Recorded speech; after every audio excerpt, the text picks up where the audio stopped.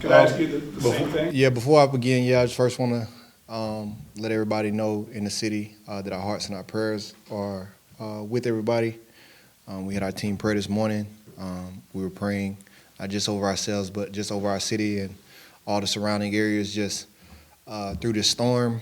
I think when you think about, storms that continuously hit this area, it becomes kind of like a Sunday where you can have all the predictions in the world, but it's still unknown as to what's going to take place. And I think that's the part. And so, some areas have favorable predictions, some don't. And you just never know. And so we're just praying. Hope everybody's safe. Hope everybody's hunkered down. Those that were able to get away, you're still in our prayers as well.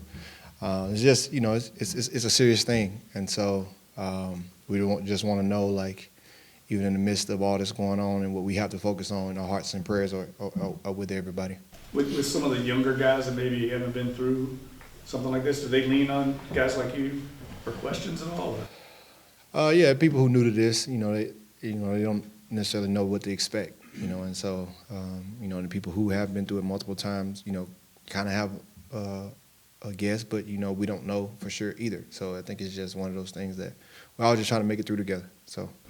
Do you remember what worked so well? I mean, this hopefully won't compare, but remember the game after Ida in Jacksonville against Green Bay? Mm-hmm. It was one of your best games of that season. Mm-hmm. What do you feel like that showed about that team in terms of its ability to deal with distractions? And are you trying to rechannel that now? No, I just think everybody, that's one of the unique things about this game. When you think about the high level that people have to be able to compartmentalize and focus at, you have to understand that the seriousness that we're going through is not the seriousness that our opponent is going through. But the focus has to be the same. Our opponent is looking at us like they glad you got problems. They don't necessarily glad you got a hurricane, and not that they wish bad, but they glad that you got problems, because it's adversity that'll hopefully play in their favor. And so that's the part about this game. It goes on. And so, and because that's your job, you just got to be able to do it at a high level in the midst of whatever adversity that is. Anything else? Well, do you think when you talk about living up to your responsibility of doing your job in the face of adversity, is that sometimes a galvanizing force in the locker room, getting guys focused and stuff, or not? It can be. It can be. Sometimes a challenge is so extreme that it brings people together, and I think that happens. So it can't be an excuse for you not to do your job, but it can be something that can bring you together to build more chemistry, more camaraderie, more momentum, whatever that may be. So yeah, at times that can happen. Has it been important for you to convey the message of not getting too high after a performance like that this week? Is that a real challenge that teams face, especially after week one? I mean, it was week one at the end of the day. It's great to get a win. It's hard to win this league, but it's week one. There's nothing to be, boasting about. It's a win, a good win, hard to come by, grateful, on to the next. We have a tremendous challenge in front of us this week. And that's what we were out working on today, and it's a heavy challenge, and we look forward to embracing it.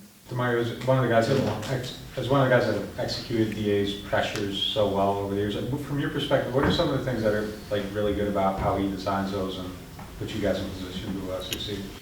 I think he's just one of the smartest defensive minds that I've ever been around. I think I say that a lot, but he's so innovative. He's so good at anticipating what other teams are trying to do and creating complex equations for them to try to figure out in the middle of the game.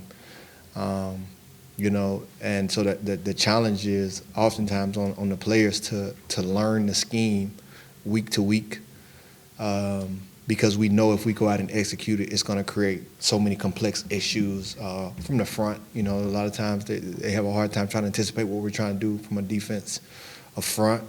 It's easier to run the ball when you know what they're going to do.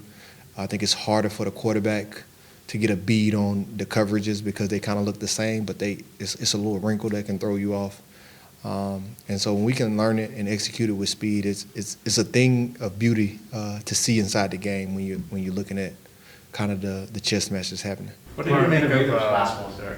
Innovative's an interesting word. Like, how much new stuff has been kind of brought to the table since 16 when you first got here to kind of, I got here. how much of you guys have like evolved? Yeah, I got here in 18. 18, And I'm sorry.